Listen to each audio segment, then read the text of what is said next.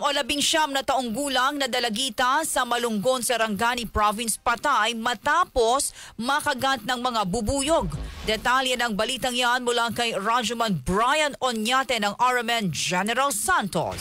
RMN Live Reports. Patay ang isang 19 na dalagita matapos itong makagat ng mga bubuyog sa may barangay Tamban, Malungon, probinsya ng Sarangani. Alas 3 ng madaling araw kanina, Hunyo 20, 2025. Ang nasabing dalagita ang kinilalang si Kizel Rose Abayon, isang college student. Ayon sa ina nitong si Juan Abayon na madaling araw kanina, nagsumbong sa kanya ang kanyang anak na kinagat ito ng bubuyog at dahil dito, agad na bumili ng gamot para sa allergy para sa kanyang anak pero huli na nang hindi na ito makahinga at agad na dinala sa pinakamalapit na ospital. Dagdag pa ng ginang na napakabilis ng pangyayari at hindi na nailigtas ng mga doktor si Kizel at tuluyan na itong bumigay. Nangyari na di umano ito kay Kizel pero agad na dadala sa ospital at naagapan ang kagat ng bubuyog at nailigtas. Kasama mo sa RMN General Santos, Rajuman Brian Onyate, Tatak RMN.